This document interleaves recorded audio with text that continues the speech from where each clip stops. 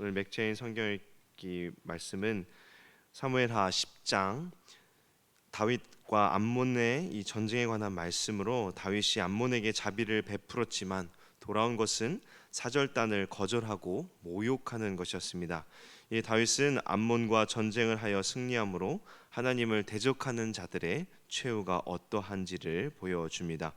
고린도후서 3장은 새 언약에 관한 말씀으로 율법에 따르지 않고 영을 따르며 그리스도를 통하여 자유를 얻게 되고 영광을 밝히 볼 수 있게 되었다고 말씀하고 있습니다. 에스겔 17장은 두 독수리와 백향목, 포도나무 비유를 통하여 언약을 배반한 이 시드기야와 이스라엘의 최후에 대해서 말씀을 하고 있고요. 시편 60편, 61편은 다윗의 이 기도가 기록된 시편으로서 시편 60편은 전쟁의 승리를 위해서, 시편 61편은 간구를 응답하시기를 바라는 시로 하나님께서는 하나님을 의지하는 자에게 은혜를 베풀어 주시는 분이심을 말씀하고 있습니다. 성경 읽기를 통해 하나님께서 주시는 은혜를 누리는 오늘 하루 되기를 바랍니다. 에스겔 17장은 두 독수리와 백향목 그리고 포도나무 비유에 관한 말씀인데요. 2절에 수수께끼와 비유를 이스라엘 족속에게 말하라고 하나님께서 에스겔을 통해 말씀을 하시고 있죠. 즉 이 비유의 말씀의 대상은 이스라엘 백성인 것입니다. 2절에 수수께끼라고 말씀하고 있지만 사실 이 17장의 비유의 말씀은 어렵지 않습니다. 왜냐하면 1절에서 10절의 비유를 이제 11절부터 쭉 하나님께서 해석을 친히 말씀해 주시기 때문입니다. 그냥 비유만 놓고 봤을 때는 사실 매우 어려운 말씀이지만 하나님께서 비유를 직접 해석해 주셨기에 우리는 이 비유가 무엇을 뜻하는지 어려움 없이 알 수 있는 것입니다. 그렇다면 하나님께서는 왜 비유를 통해 말씀을 하시는가? 비유의 말씀은 구약은 물론 이 예수님께서도 말씀하실 때 신약에서도 자주 사용하시던 방법 중 하나였는데요. 하나님께서 이렇게 비유로 말씀하시는 이유는 1차적으로 이 듣는 사람들에게 이 수수께끼로 어렵게 해석이 필요하다는 느낌을 얻게 합니다. 그리고 그 뜻이 명확하게 해석되고 나면 그냥 말씀하신 것보다 비유의 말씀이 더 오래 기억에 남고 또 생생하게 듣는 자의 뇌리에 박히게 하는 효과를 발휘하는 것입니다. 그렇게 중요한 사건에 대한 이 말씀을 주실 때 기억에 오래 남도록 하기 위하여 이렇게 비유와 수수께끼의 방식으로 말씀을 주시는 것입니다. 17장에 기록된 비유의 말씀을 살펴보면 3절에 이렇게 말씀합니다. 3절에 보시면 여호와께서 이같이 말씀하여 이르시되 색깔이 화려하고 날개가 크고 깃이 길고 털이 숱한 큰 독수리가 레바논에 이르러 백향목 높은 가지를 꺾되. 여기서 이 3절에 말하는 큰 독수리는 바벨론을 상징합니다. 그리고 레바논은 유다 왕국을, 백향목 높은 가지는 여호야긴을 지칭하는데요. 화려하고 날개가 크고 깃이 길고 털이 숱한 이 한 큰 독수리, 이 바벨론이 레바논인 유다 왕국에 이르러서 백향목 높은 가진 이 여호야긴 왕을 꺾었다고 말씀하고 있는 것입니다. 이 비유의 말씀에 관한 당시 시대 배경을 보시면 기원전 598년에 유대의 이제 18번째 왕이었던 여호야김이 죽고 그의 아들 여호야긴이 왕이 되었지만 바벨론 왕 느부갓네살이 이 유다를 침공하여 이 여호야긴을 바벨론으로 잡아가 버린 것입니다. 여호야긴은 고작 3개월 동안 통치하고 바벨론의 이 포로로 끌려가 버린 것인데요. 바벨론의 느부갓네살은 여호야긴뿐 아니라 유다의 유력자들도 거의 다 모두 포로로 끌고 갔습니다. 그리고 이 여호야긴 대신 여호야긴의 삼촌이자 이 요시야 왕의 아들이었던 맏다니아를 시드기야라는 이름으로 고쳐 유다의 왕위에 앉힙니다. 남유다를 멸망시키지는 아직 않은 것이죠.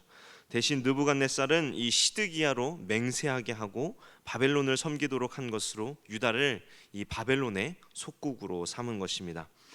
사실 이제 바벨론에 이스라엘이 투항하는 것은 하나님의 뜻이었습니다.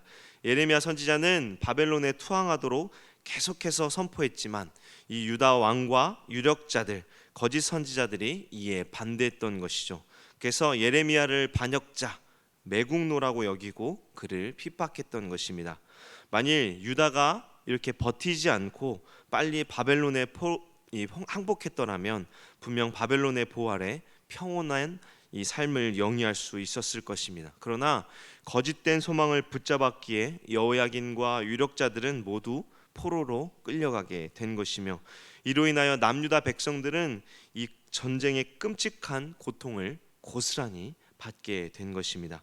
오늘 본문과 3절과 4절의 말씀은 바로 이러한 남유다의 상황을 말씀하고 있는 것으로, 큰 독수리인 바벨론이 이 레바논 유다를 침공하여 백향목 높은 가지인 여호야긴을 꺾어버리죠. 4절의 말씀처럼 여호야긴을 장사하는 땅 상인의 성읍으로 이 포로로 끌고 가 버린 것입니다. 4절에 나오는 그 연한 가지 끝은 바로 유다의 유력자들을 뜻합니다. 여호야긴뿐 아니라 유다의 유력자들도 함께 포로로 끌고 가 버린 것입니다.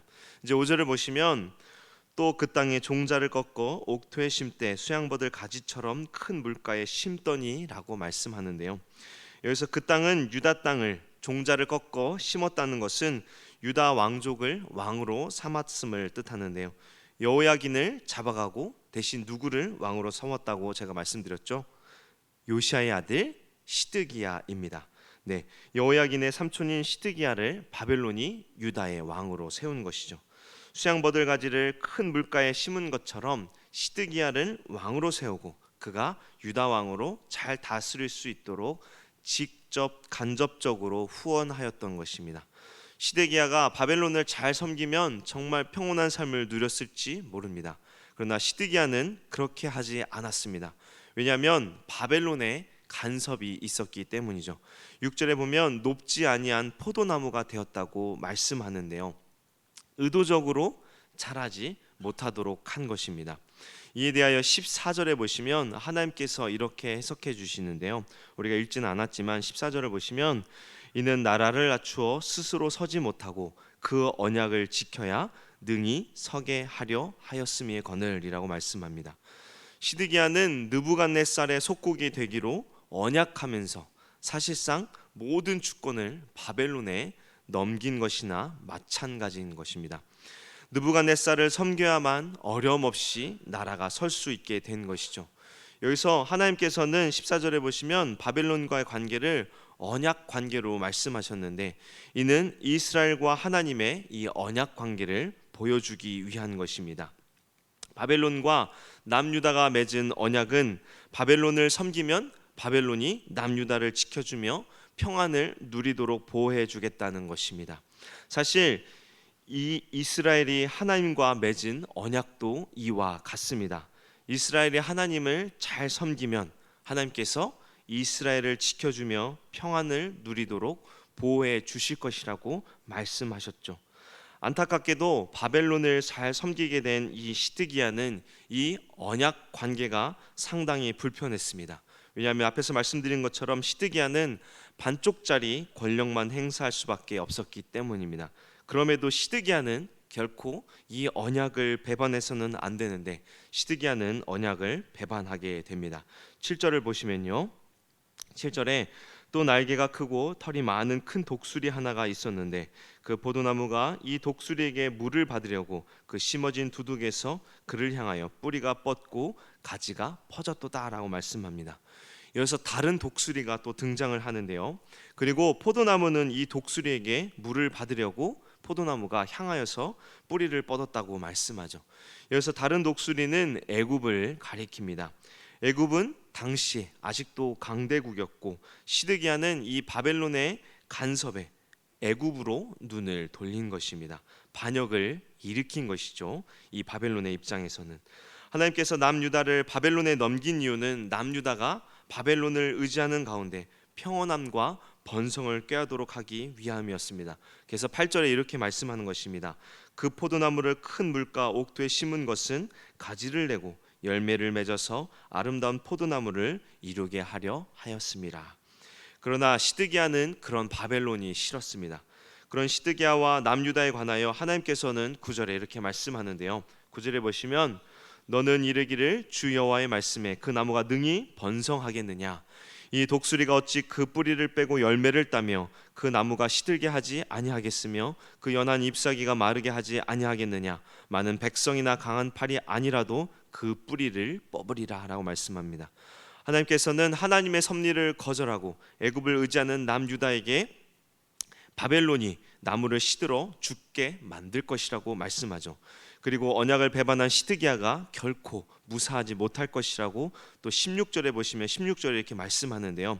16절을 보시면 주 여호와의 말씀이니라 내가 나의 삶을 두고 맹세하노니 바벨론 왕이 그를 왕으로 세웠거늘 그가 맹세를 저버리고 언약을 배반하였은즉 그 왕이 거주하는 곳 바벨론에서 왕과 함께 있다가 죽을 것이라. 언약을 배반한 대가로 시드기야는 신하들과 아들들이 눈앞에서 죽는 것을 목격하게 되고 또 시드기야는 두 눈이 뽑혀 포로로 잡혀가 비참하게 죽게 된다고 말씀하죠. 이러한 일들이 실제로 일어나게 됩니다. 이러한 시드기야의 모습은 사실 남유다의 운명을 보여주는 것입니다. 하나님과의 언약을 배반한 남유다는 어떻게 됩니까? 19절 20절인데요. 19절 20절을 보시면 그러므로 주 여호와의 말씀이니라 내가 나의 삶을 두고 맹세하노니 그가 내 맹세를 업신여기고 내 언약을 배반하였은즉 내가 그 죄를 그 머리에 돌리되 그 위에 내 그물을 치며 내 올무에 걸리게 하여 끌고 바벨론으로 가서 나를 반역한 그 반역을 거기에서 심판할지며 라고 말씀합니다. 하나님께서는 언약을 저버린 이스라엘을 바벨론이 시드기야를 심판한 것처럼 하나님께서 심판하실 것이라고 말씀합니다. 결국 남유다는 바벨론에 의해 멸망하게 됩니다. 남유다의 역사가 끝나버린 것입니다. 얼마나 비참합니까? 여기까지만 본다면 참으로 비참한 결론이겠지만 하나님께서는 다윗과의 언약을 이루시기 위하여 이스라엘의 회복에 관하여 소망의 말씀을 주시는데요. 22절과 23절입니다. 우리 22절과 23절 말씀 우리 스크린을 보시고 함께 읽겠습니다. 주 여호와께서 이같이 말씀하시되 내가 백향목 꼭대기에서 높은 가지를 꺾어다가 심으리라. 내가 그 높은 새 가지 끝에서 연한 가지를 꺾어 높고 누뚝 솟은 산에 심되 이스라엘 높은 산에 심으리니 그 가지가 무성하고 열매를 맺어서 아름다운 백향목이 될 것이요 각종 새가 그 아래 깃들이며 그 가지 그늘에 살리라. 22절의 백향목 꼭대기는 다윗 왕가를 뜻하며 이 나무의 높은 가지를 꺾어다 23절에 보시면 이스라엘 높은 산에 심는다고 말씀하죠. 이는 다윗 왕가를 회복시키심을 상징하는 것으로 다윗의 혈통으로 오실 예수 그리스도를 가리킵니다. 즉 하나님께서는 몰락한 다윗 왕가에서 한 가지를 일으켜 그를 통하여 다윗 왕가를 온전히 그리고 영원히 회복시키며 다윗에게 주신 언약을 완전하게 성취하실 것이라고 말씀하시는 것입니다. 그리고 그 언약이 이 예수 그리스도를 통하여 완전하게 성취되었습니다. 그리고 그의 택한 백성들, 그 택한 백성들이 누구입니까? 바로 저와 여러분이죠. 그리스도를 믿는 모든 구원받은 자들이 그리스도의 이 그늘 아래 보호받으며 형통한 삶을 누리게 된 것입니다. 하나님께서 자기 백성을 향한 궁극적인 목적이 무엇인가? 최종적인 결말이 무엇인가? 그것은 바로 심판과 멸망이 아닌 하나님의 사랑인 구원임을 말씀하고 있는 것입니다. 그래서 22절과 23절은 바로 이러한 하나님의 자기 백성에 대한 사랑과 은혜를 보여주는 것입니다. 이스라엘은 분명 하나님과의 언약을 파기하였기에 심판을 받았습니다. 이는 하나님의 공의를 보여주는 것입니다. 그러나 하나님께서는 범죄한 자라도 회개하고 돌아오도록 구원의 은혜를 반드시 베푸신다는 것입니다. 그렇게 우리는 이 파멸과 절망의 상황에서도 소망을 잃지 않아야 합니다. 하나님의 택한 백성에 대한 최종은 구원입니다. 이것을 우리는 잊지 않기를 바랍니다. 비록 하나님의 징계를 받아 소망이 없는 것처럼 보이는 상황이 있을지라도 영원한 복을 누리게 하실 이 하나님의 구원을 우리가 기억하며 이 소망을 붙잡고 오늘도 믿음 안에 살아가는 우리 모두 되기를 주님의 이름으로 축원합니다. 함께 기도하겠습니다. 죄에서 우리를 건지시고 영원한 생명을 약속하여 주신 주님, 오늘도 주의 말씀을 통해 우리의 모습을 깨닫게 하시니 감사합니다. 하나님을 의지하지 않고 세상을 의지함으로 비참한 최후를 맞은 시드기야와 이스라엘을 우리가 교훈 삼게 하사 우리의 끝이 심판과 멸망이 아닌 복된 구원임을 기억하며 어떠한 상황 가운데 있을지라도 오직 주를 의지하며 구원의 소망을 놓치지 않는 믿음의 사람들이 되게 하여 주옵소서. 우리를 죄에서 구원하신 예수 그리스도 이름으로 기도합니다. 아멘.